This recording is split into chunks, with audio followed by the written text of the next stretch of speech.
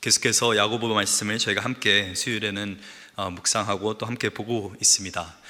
야고보서 말씀 가운데 지금까지 봤던 것은 도대체 인생 가운데 여러 가지 시험이 오면은 우리가 어떻게 그것을 감당할 수 있느냐, 아니 그냥 버티는 정도가 아니라 어떻게 하면 우리가 그 모든 여러 가지 시험을 기쁨으로 여길 수 있는가에 대해서 함께 살펴보았습니다.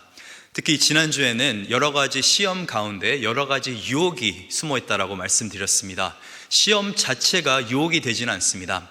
시험은 하나님께서 우리 삶 가운데 허락하신 것이고, 우리의 믿음을 더욱더 굳건하게 세우시기 위해서, 또 우리가 더욱더 온전한 사람이 될 수 있게 하기 위해서 하나님께서 우리 삶 가운데 허락하시는 것들인데, 근데 그 시험 안에는 분명히 넘어질 수 있는 유혹들이 있다라고 하는 것입니다. 이걸 잘 분별해야 되는데, 하나님께서 허락하시는 그 시험들이 결코 우리가 정말 그 유혹 가운데서 넘어질 그런 핑계거리가 되진 않는다라고 하는 것입니다. 우리가 유혹 속에서 하나님을 탓하면서 또 우리의 욕심에 따라서 살아갈 때는 그것은 하나님의 책임이 아닌 우리의 책임이라는 것을 성경은 명확하게 우리에게 말씀해 주었습니다. 그리고 특별히 정말 유혹이 우리 눈앞에 있을 때 다른 것 보는 것이 아니라 이 시험을 견디면은 우리에게 주어질 그 생명의 면류관, 하나님께서 언젠가는 우리에게 주실 그 하늘의 상급, 인생 끝에 얻게 될 영광과 승리를 우리가 바라봐야 된다고 말씀드렸고, 또 지금 현재 상황에서는 모든 선한 것의 근원이 되시는 하나님을 우리가 묵상하고 붙들어야 된다고 그렇게 말씀드렸습니다. 그 중에서도 우리가 도대체 어떻게 하나님의 선하심과 인자하심을 늘 삶 가운데서 붙잡고 묵상할 수 있는가 하니 1장 18절에 이렇게 성경이 기록합니다. 우리 한 목소리 한번 읽도록 하겠습니다. 그가 그 피조물 중에 우리로 한 첫 열매가 되게 하시려고 자기의 뜻을 따라 진리의 말씀으로 우리를 낳으셨느니라. 그래서 우리가 하나님의 선하심을 묵상할 수 있는 여러 가지 이유들이 있는데, 첫 번째는 하나님께서 빛의 근원이시오, 또 하나님께서는 그림자가 변하지 아니하는 것처럼 변하지 아니하시는 선하심을 갖고 계시고, 무엇보다도 우리 가운데 이 첫 열매가 되는 은혜를 허락하셨습니다. 이 표현은 어떤 표현이냐면은 우리로 하여금 구원을 받게 해주는 새로운 피조물로 또 새로운 생명이 될 수 있게 해주시는 그런 구원의 은혜에 대해서 말하고 있는 것입니다. 근데 우리가 구원받은 것이, 새로운 피조물이 된 것이 18절 말씀에 보니까 이것은 진리의 말씀으로 우리를 낳아주셨다라고 성경은 기록합니다. 그래서 우리가 구원을 받는 것은 물론 예수님 안에서 믿음으로 또 우리가 은혜로 받지만은, 그 믿음과 은혜가 어디서부터 생겨나냐면은 하나님의 말씀을 들음에서부터 생겨나는 것입니다. 로마서 10장 17절 말씀 우리 한 목소리로 읽도록 하겠습니다. 그러므로 믿음은 들음에서 나며 들음은 그리스도의 말씀으로 말미암았느니라. 또 디모데후서 3장 15절에 이 디모데에게 사도 바울이 이렇게 이야기합니다. 같이 읽겠습니다. 또 어려서부터 성경을 알았느니 능히 너로 하여금 그리스도 예수 안에 있는 믿음으로 말미암아 구원에 이르는 지혜가 있게 하려 하느니라. 그래서 믿음은 들음에서 나며, 또 이 어린 시절부터 디모데가 들었던 그 성경 말씀으로 인해서 너의 안에 구원에 이르는 지혜가 생겼다라고 성경은 말하고 있습니다. 그 말씀이 사실 우리에게 큰 도전과 위로가 되는 것입니다. 디모데는 이 바울을 만나기 이전에 이미 이 할머니로부터 또 어머니로부터 말씀 교육을 받았고, 그 말씀을 통해서 구원에 이르는 지혜를 얻게 된 것이었습니다. 그래서 우리가 힘들더라도 어렵더라도 가정 안에서 계속적으로 말씀을 붙잡고 묵상하고 또 아이들과 예배를 하는 그 이유도, 우리가 어렸을 때부터 말씀 안에서 이들을 양육시키고 또 자라나게 하면은 그 안에 구원에 이르는 지혜를 얻을 수 있기 때문에 그런 것입니다. 그래서 이 말씀이라고 하는 것은 구원을 이룰 수 있는 놀라운 그 능력이 거기 안에 담겨져 있습니다. 복음의 놀라운 신비와 또 예수 그리스도의 그 보물들이 말씀을 통해서 우리 가운데 임하게 되는 것입니다. 그래서 이 말씀의 중요성에 대해서 오늘 본문부터 이 야고보는 이야기를 합니다. 우리가 어떻게 말씀을 대해야 되는지, 잘 들어야 하는지에 대해서, 이 말씀을 어떻게 하면은 우리가 잘 붙들고 그 안에서 복을 누릴 수 있는지에 대해서 오늘 본문은 이야기하고 있습니다. 제가 신학교를 다닐 때 한 번은 저희 신학교에 다니시는 이 목회자들, 사모님들을 대상으로 한 그런 컨퍼런스가 있었습니다. 그 컨퍼런스에서 제가 이 찬양팀으로 섬기게 되었었는데, 그래서 우연하게 그 사모님들이 하시는 그 모임을 봤습니다.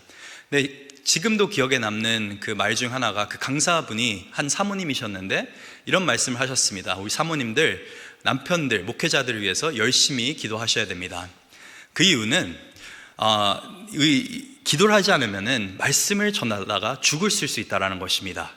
근데 다른 사람들은 남편의 그 말을 그냥 종종 들으니까 그냥 이따금씩 한 번씩 죽 쓴 거 먹으면 되는데, 근데 여러분은 평생을 이 남편의 말씀을 듣고 살 겁니다. 그 말은 뭐냐면은, 평생 죽 먹기 싫으면은 남편의 말씀을 위해서 좀 힘있게 말씀 증거할 수 있게 중보 기도해야 된다고 좀 재밌게 그렇게 말씀하셨습니다. 그게 참 맞는 말 같습니다. 저희가 말씀이 우리 삶 가운데 임하는 것, 또 강단에서 말씀이 선포되는 것, 우리가 또 모임 가운데서 말씀을 나누는 그 것들을 통해서 우리 안에 성화가 일어나고 구원의 역사가 일어나기 때문에, 사실 말씀이 있는 곳에서는 우리가 참 기도가 있어야 되는 줄 믿습니다. 예배를 드리기 전에 우리가 항상 기도하는 것도, 또 설교자를 위해서 기도하는 것도, 또 목장 안에서도 말씀을 나눌 때 우리가 기도하는 그 이유도, 말씀이 정확하게 선포돼야지 사람들이 말씀을 정확하게 이해하고 받아들일 수 있기 때문에 그렇습니다. 근데 이 말씀을 정확하게 선포하는 것만큼이나 중요한 것이 말씀을 정확하게 받아들이는 것입니다. 저희는 사실 요즘에 정말 말씀이 넘쳐나는 그런 세상 가운데 살고 있습니다. 이전에는 좋은 목사님의 설교, 또 유명한 분의 설교를 들으려면은 진짜 다른 주에 가거나 시간을 내어서 컨퍼런스나 큰 집회를 참석해야지 직접 그 말씀을 들을 수 있었는데, 요즘에는 인터넷에 또 유튜브에 온 곳에서 정말 지금 현재 존재하는 목사님들 뿐만 아니라 과거에 존재했던 여러 목사님들의 유명한 설교들이 정말 버튼만 누르면은 쉽게 우리가 접할 수가 있습니다. 무슨 말이냐면은, 말씀, 그 진리가 넘쳐나는 그런 세상 가운데 우리가 살고 있는데, 그런데 왜 우리 삶 가운데, 그 넘쳐나는 말씀 가운데 왜 아직까지도 큰 변화가 일어나지 않느냐 하면은, 많은 경우는 우리 마음 안에 말씀을 들을 수 있는 준비가 제대로 되어 있지 않기 때문에 그런 경우가 많이 있습니다. 말씀을 제대로 증거하는 것이 참 중요하고, 근데 오늘 야고보서가 우리에게 전하고 있는 말씀은, 이 전하는 자가 정확하게 전하는 것만큼이나 듣는 자가 말씀을 제대로 받는 것이 중요하다라고 그렇게 말하고 있습니다. 그래서 도대체 어떻게 이 말씀이 우리 삶 가운데서 열매를 풍성하게 맺을 수 있는지를 오늘 본문을 통해서 세 가지 우리 안에 필요한 것들을 함께 살펴보기를 원합니다. 첫 번째는, 말씀이 우리 삶 속에 풍성한 열매를 맺기 위해서는 우리 안에 말씀을 들을 수 있는 여유가 필요합니다. 말씀을 들을 수 있는 여유. 오늘 본문 19절 말씀 우리 한 목소리로 한번 읽도록 하겠습니다. 내 사랑하는 형제라, 너희가 알지니 사람마다 듣기는 속히 하고 말하기는 더디하며 성내기도 더디하라. 이 한 구절 안에 세 가지 명령이 들어있는데, 이 듣는 것은 속히 하고 말하는 것과 또 성내는 것은 더디하라고 성경은 그렇게 기록하고 있습니다. 사실 이 명령은 우리가 보통 하는 그 행동에 되게 반대되는 그런 이야기입니다. 저희는 대부분 화를 내는 것은 속히 하고, 또 말하는 것도 급하게 빨리 하고 싶어 하고, 근데 이 듣는 것은 이렇게 속히 하기보다는 더디게 하려고 할 때가 많이 있습니다. 이게 왜 중요하냐면, 먼저 우리 안에 이 말씀을 들을 수 있는 그릇, 그 여유가 필요하다라고 지금 성경은 우리에게 말을 해주고 있습니다. 우리가 인생 가운데 큰 시험과 어려움을 만나면은 당연하게 우리 마음 안에 가장 먼저 생겨나는 것이 불만과 불평일 수가 있습니다. 그리고 그 안에서 끓어오르는 화와 분노가 분명히 있을 수 있습니다. 어떤 상황에 대한 분노일 수도 있고, 또 어떤 사람에 대한 분노일 수도 있습니다. 어떤 분들은 이 화가 나면은 막 소리를 지르시는 분들도 있고, 여기 계신 분들은 다 점잖은 분들이기 때문에 이러지 않으실 수도 있지만은, 소리 지르시는 분들도 있고, 막 벽을 때리는 분들도 있고, 또 그릇을 깨시는 분들도 있고, 정말 다양한 방법으로 우리가 화를 표현합니다. 근데 우리가 왜 이토록 화를 표현하는 것인가? 사실 그 안에는 나 화났어 라는 것을 사람들이 알아주기를 원하는 그 마음 가운데서 우리가 화를 내는 경우가 굉장히 많이 있습니다. 우리가 혼자 있을 때는 잠깐 정말 너무나 화가 나서 잠깐 소리 지를 수 있지만은 계속적으로 내가 화가 난 그 모습을 나타내지는 않습니다. 그런데 내 주위에 사람이 있고 특히 나를 화나게 한 그 대상이 있다고 한다면 우린 계속적으로 나 정말 지금 열받았어, 정말 화났다라는 것을 다른 사람에게 보여주기 위해서 이렇게 나타낼 때가 있습니다. 그래서 누군가가 내 속상한 그 마음, 내 화난 마음을 알아줬으면 하는 그 생각에서 우리가 화를 급하게 낼 때가 있습니다. 근데 하나님께서 말씀하시는 것은 화를 내기 전에, 또 말하기 전에 먼저 들으라, listen 이라고 그렇게 성경은 기록하고 있습니다. 물론 화를 내는 것 그 자체가 죄는 아닙니다. 왜냐하면 우리가 정말 화를 마땅히 내야 하는 그런 상황도 있는 것입니다. 만약에 어떤 사람이 제 아내를 해코지하고 있거나 제 자녀들을 해하려고 한다 보면은 제 안에 분노가 일어나는 것은 당연한 것이고 그들을 보호하기 위해서 화를 내는 것은 당연한 것 같습니다. 또 어떤 사람이 인종차별 당하는 그 모습을 보고 우리가 아무것도 느끼지 않는다고 한다면은 우리 마음 안에 뭔가 문제가 있는 것입니다. 하나님의 형상으로 지음받은 사람들이 차별을 당하고 무시를 당하는 그 모습을 보면서 우리가 어떻게 가만히 있을 수가 있겠습니까? 그래서 불의한 일을 보면은 우리가 화를 내는 것은 당연한 것입니다. 또 어떤 경우에는 이 세상에 정말 깨끗한 물이 없어서 또 먹을 것이 없어서 이 굶고 있다라고 하는 정말 많은 기근의 문제들, 세상의 여러 가지 문제들, 자연재해들에 대한 또 이야기들을 듣게 될 때 우리 마음 가운데 무너지는 그 마음들이 분명히 있어야 되는 줄 믿습니다. 예수님께서도 부조리한 것들, 부정의한 것들을 보고 화를 내셨습니다. 대표적인 예가 성전이 더럽혀졌을 때 예수님께서는 그 모습을 보시고 아버지를 너무나 사랑하는 그 마음에 화를 냈습니다. 우리가 사랑하는 것이 있으면 그것을 지키기 위해서 화를 내는 경우가 분명히 있습니다. 화를 내는 것 자체는 죄가 아니고 잘못된 것도 아닙니다. 성경이 말하는 것은 화를 급하게 내는 것, 또 화를 상황에 맞지 않게 내는 것, 그거가 죄라고 말하고 있는 것입니다.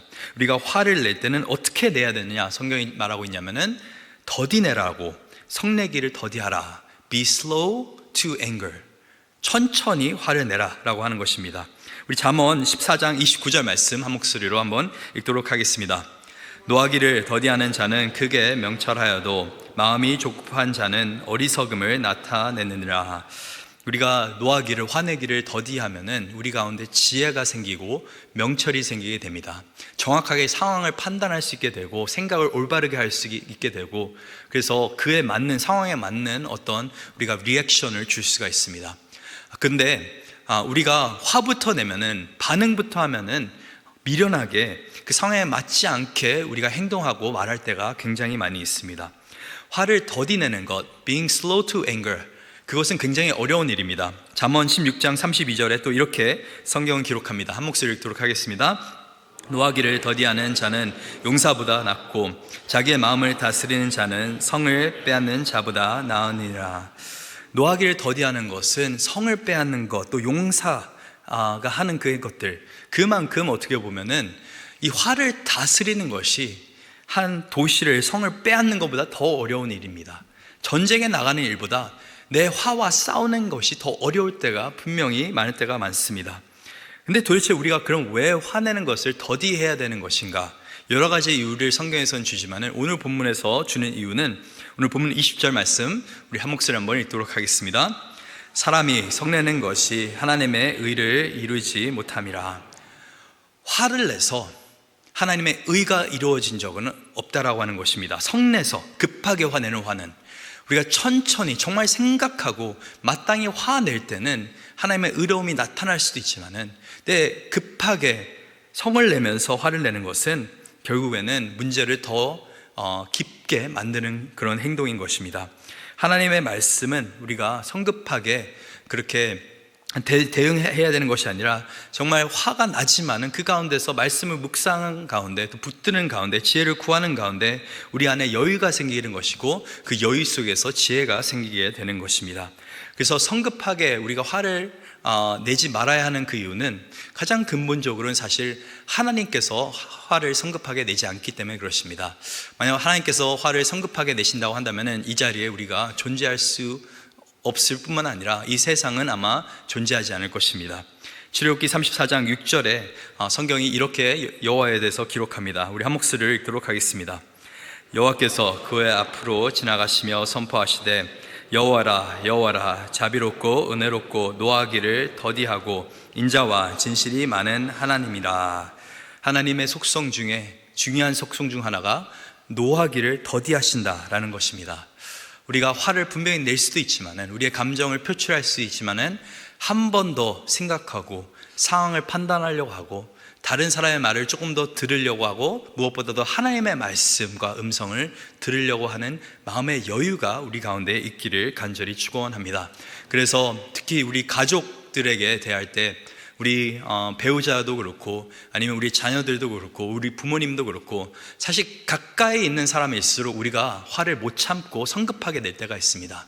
왜냐하면 이 사람은 좀 잘 이해해야 되는데, 이 사람은 내 마음을 잘 알아줘야 되는데 그렇지 못할 때가 있기 때문에 그냥 무작정 화부터 내는 경우가 있는데, 내 상대방의 말을 조금 더 듣고 또 하나님의 음성을 듣는 가운데서 화를 다스리는, 그래서 우리가 정말 정당한 상황에서만 화를 낼 수 있는 저와 여러분 될 수 있기를 간절히 소망합니다.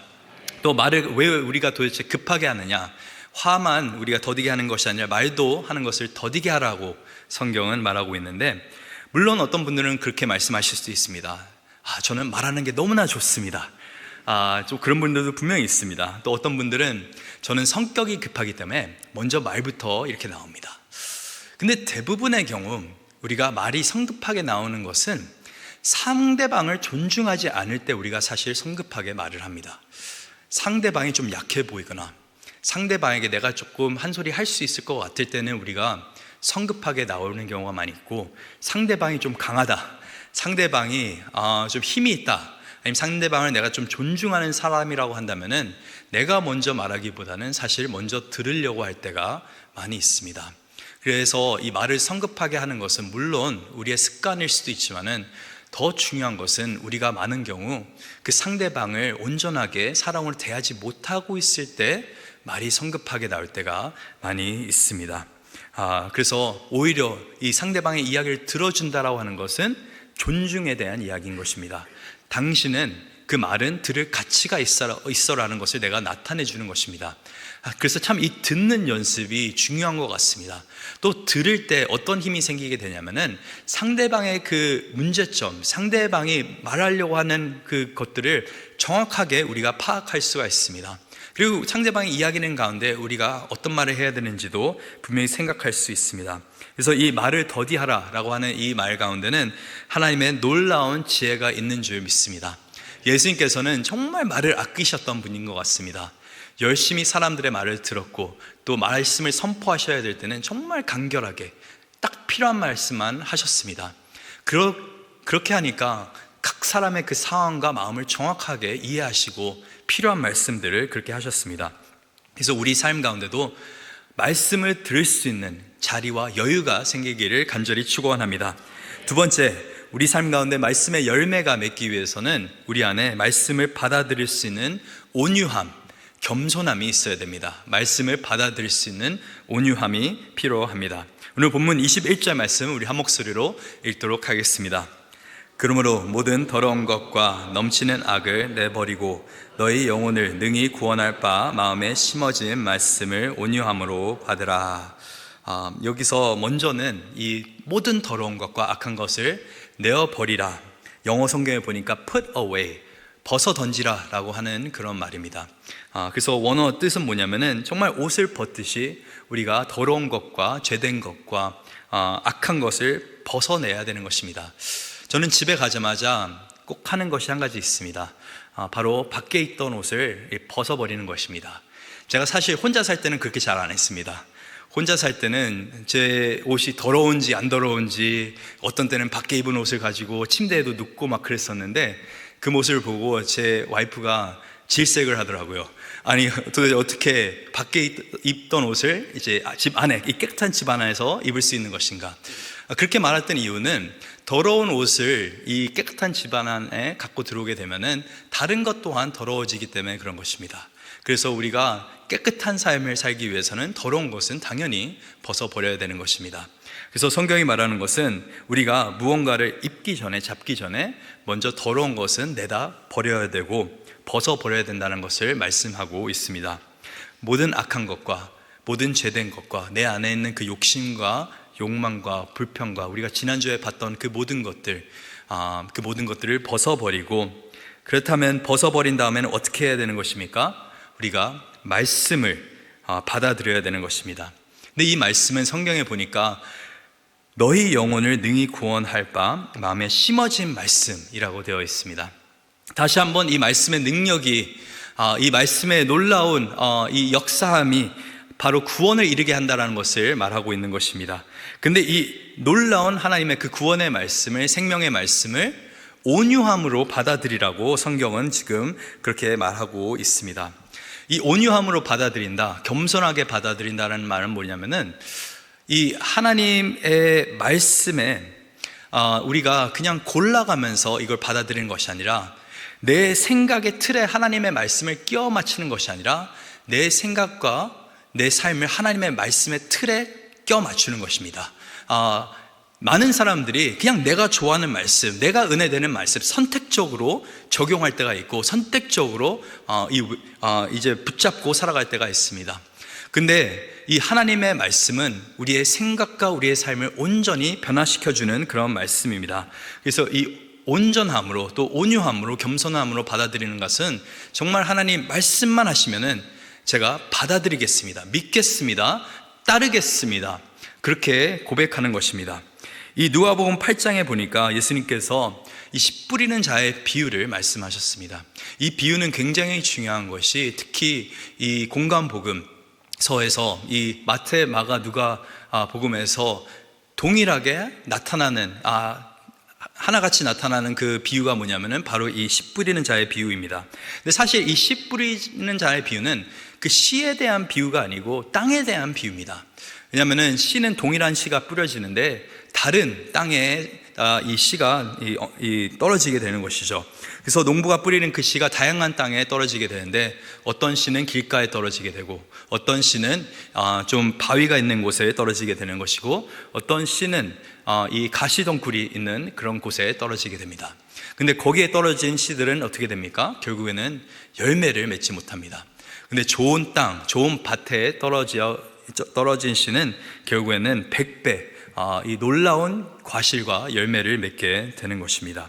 그러면서 예수님께서 참 비유를 하실 때는 그렇게 설명을 많이 안 하시는데, 이 비유만큼은 구체적으로 설명을 하십니다. 이 각 땅이 무엇을 나타내는지.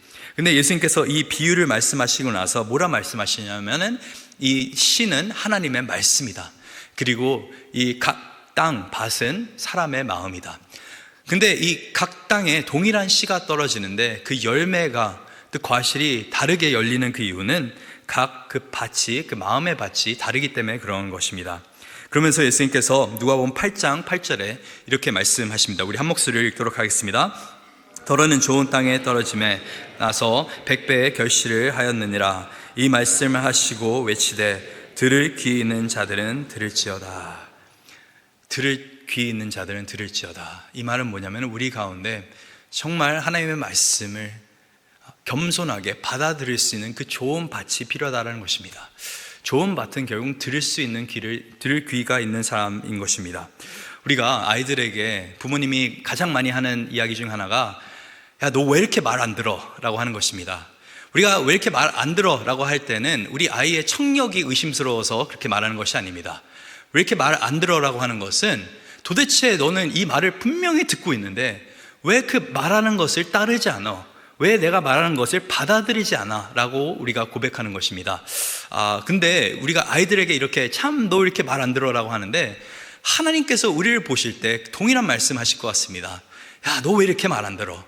너가 들을 수 있는 능력이 있는데, 근데 온전한 마음으로, 겸손한 마음으로 그 말씀을 받아들이지 않고 온갖 세상 영역 때문에, 걱정 때문에 또 마음이 단단해져서 결국에는 하나님의 말씀이 그 우리 마음밭에 뿌리를 내지 못할 때가 분명히 있습니다.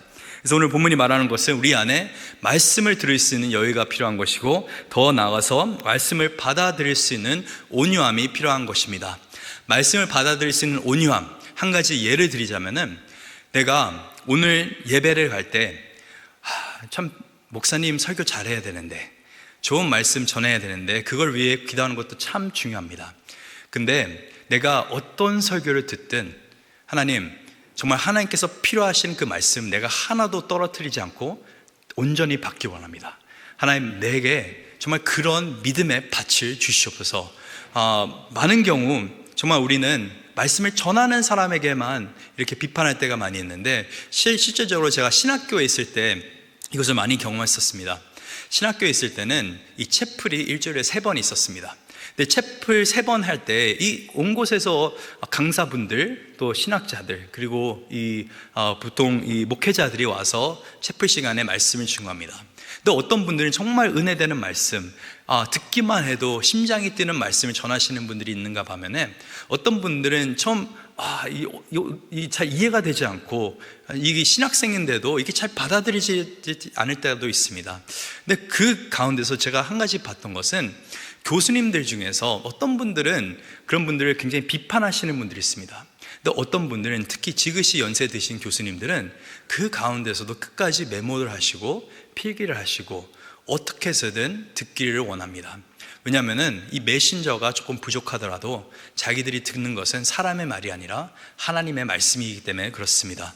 그래서 하나님의 말씀, 이 살아있는 말씀을 항상 늘 성경책을 펴놓으시고 또 노트도 하시면서 겸손하게, 하나님, 내가 지금 20년 30년 신앙생활을 했기 때문에 그냥 이 정도는 다 압니다라고 하는 그런 교만한 마음을 갖고 듣는 것이 아니라, 하나님, 내가 정말 처음 말씀을 듣는 것처럼, 내가 오늘 정말 아이가 우유를 찾는 것처럼 하나님의 그 말씀에 내 목숨을 걸겠습니다. 하나님, 내게 필요한 그 말씀, 내가 좋아하는 말씀만 찾아다니는 것이 아니라 내가 그 필요한 말씀, 하나님께서 정말 예배의 자리를 통해서 증거하실 테이니 하나님, 그거 하나도 떨어지지 않게 내 마음 가운데 온전하게 열매 맺을 수 있게 주님 도와주셔서 늘 말씀을 위해서 또 마음을 위해서 기도할 수 있는 저 여러분들 수 있기를 간절히 축원합니다.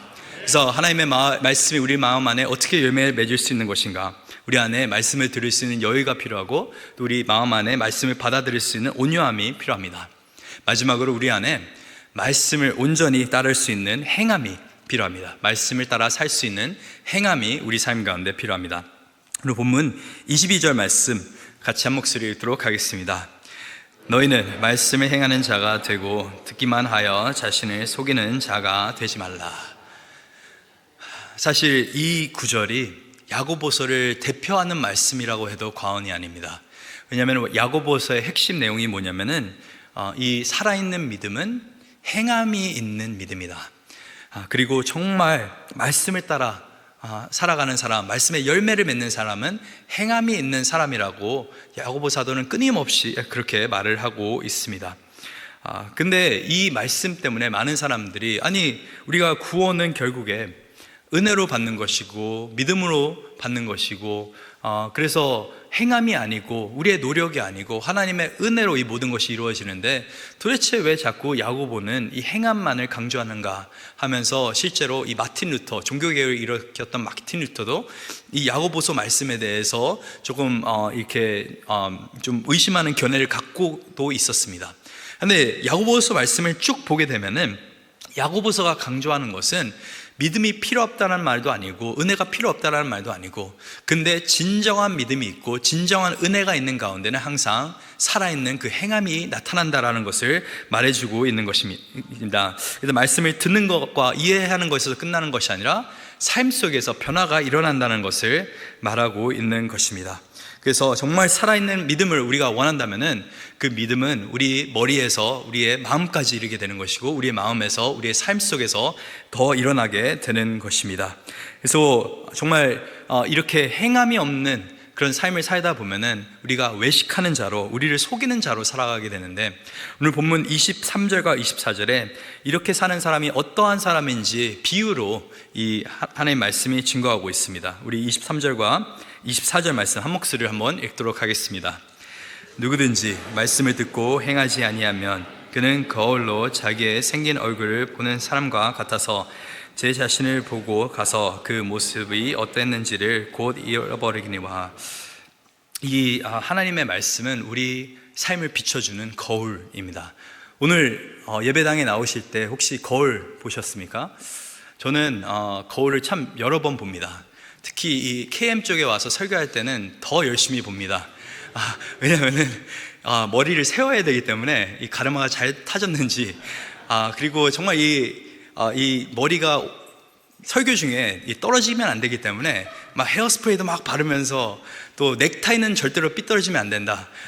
특히 좀 움직이다가 삐뚤어질 수 있는데, 그래서 여러 번 집에서도 거울을 보고 제 오피스에도 거울이 있고 여러 번 거울을 체크합니다.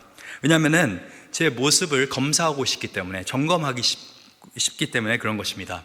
그래서 제가 혹시 넥타이가 조금 삐뚤어져도 노력한 걸 아시고 좀 이해해 주시길 부탁드립니다.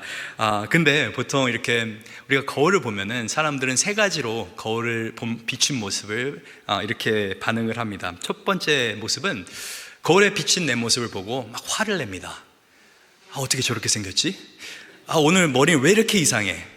여기 뭐 났네? 하면서 오히려 그 거울에 비친 그 모습 때문에 속상해하고 화를 내고 그렇게 하는 경우가 있습니다. 어떤 분들은 하나님의 말씀을 그렇게 대하는 경우가 있습니다. 하나님의 말씀을 보면 볼수록 내가 죄인 같고 자꾸 너무 부족한 모습만 드러나고 기분 나빠서 하나님의 말씀 못 읽겠다 하시는 분들이 있습니다. 자꾸 나를 정죄하는 것 같고, 자꾸 목사님 예배 자리 나가면은 내 얘기하는 것 같고, 그래서 기분 나빠서 듣기 싫어서 나는 말씀을 멀리하겠다, 차라리 속 편하게 말씀을 멀리하겠다면서 거울에 비친 내 모습을 싫으니까 아예 거울을 안 보겠다고 하시는 분들이 있습니다. 사실 그렇게 되면은 정작 그냥 자기의 모습을 외면하는 것이죠. 근데 두 번째, 이 거울에 비친 내 모습을 그냥 있는 그대로 받아들이지 않고 왜곡해서 받아들이는 분들이 있습니다. 거울에 비친 내 모습을 좀 진실되게 바라봐야 되는데, 난 너무 잘생겼어, 너무 이뻐. 특히 샤워하고 나왔을 때 남자들이 샤워를 한 그 후에 딱 거울을 봤을 때 대부분의 남자들이 그렇게 생각한다고 합니다. 거울 속에 비친 내 모습 참 멋있다라는 생각을 그렇게 한다고 합니다. 그게 이제 화장실이 뿌옇고 또 그렇게 수증기로 가득 차기 때문에 그런 것입니다. 근데 또 어떤 분들은 또 그 가운데서 그래서 자기의 도치, 자기의 모습에 빠져서 아무것도 하지 않는 분들이 있습니다. 말씀 가운데서도 그렇게 대하는 분들이 있습니다. 말씀이 분명히 우리의 문제점들, 우리의 연약한 부분들, 우리의 약점들, 우리가 더 나아질 수 있는 부분들을 선명하게 나타내고 있는데, 그것은 아랑곳이 하지 않고 나는 참 믿음이 좋아, 나는 참 삶이 반듯해 하면서 말씀 가운데 드러나는 하나님의 조명하심을 완전히 무시한 채 살아가는 분들이 있습니다. 근데 세 번째 경우는 어떤 분이냐면은 이 말씀 속에 비춰진 내 모습을 정확하게 보시는 분들이 있습니다. 그 정확하게 보시고 나서 정말 내 안에 부족한 점들, 또 헝클어진 모습들이 있다면은, 또 고쳐야 되는 부분들이 있다면은 그것을 고치고 나가는 분들, 그런 분들이 오늘 말씀 가운데서 듣고 온전히 받아들이고 행함으로까지 하는 분들이 그런 분들이라고 오늘 성경은 말하고 있는 것입니다. 근데 이렇게 하는 그 작업이, 우리는 오늘날 거울을 보면은 명확한 모습이 보이기 때문에 한 1초, 2초면은 우리의 그 상태를 정확하게 판단할 수 있습니다. 근데 예수님 시대만 하더라도 우리가 생각하는 이런 거울, 정말 퀄리티 있는 그런 거울은 있지 않았습니다. 그래서 보통은 매끄러운 금속판을 닦아서 거울로 삼았는데, 그 말은 뭐냐면은 정말 자세하게 그리고 유심하게 살펴봐야지, 또 시간을 들여서 자기의 모습을 좀 꼼꼼하게 살펴봐야지 자기의 그런 진짜 모습이 이해가 되고 또 고칠 수 있다라고 하는 것입니다. 말씀을 거울 삼아서 우리가 살아갈 때는 잠깐 우리가 지금 현실 속에서 거울을 보는 것처럼 잠깐 쳐다보는 것이 아니라 정말 금속판 안에 비춰진 내 모습을 보듯이 유심하게, 또 세심하게, 자세하게 들여봐야 되는 줄 믿습니다. 그래서 말씀을 정말 시간을 가지고 묵상하고 또 생각하고 또 생각하면서 말씀을 우리 삶 가운데 비춰보면서 우리의 삶이 더욱더 하나님 앞에 온전해질 수 있기를 간절히 축원합니다. 그래서 참 우리에게 좋은 거울, 하나님께서 이 성경, 하나님의 살아있는 그 말씀을 거울로 주셨는데, 근데 또 이 하나님의 말씀에 대할 때 우리의 원수 사탄이 우리로 하여금 이 속게 하는 것은 뭐냐면은, 많은 경우 이 말씀이 그렇게 중요하지 않아 라고 말씀을 무시하게 하는 경우가 있고, 두 번째 경우는 참 말씀이 좋은데 지금은 순종할 필요 없어 라고 또 속삭이는 경우가 있습니다.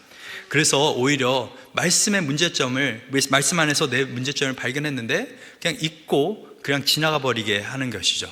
우리도 거울의 모습을 보고 나서 근데 갑자기 우리가 생각이 딴 데로 새어나가고 다른 할 일이 있어서 분주해서 우리의 모습을 정확하게 이렇게 고치지 못하고 나갈 때가 있습니다.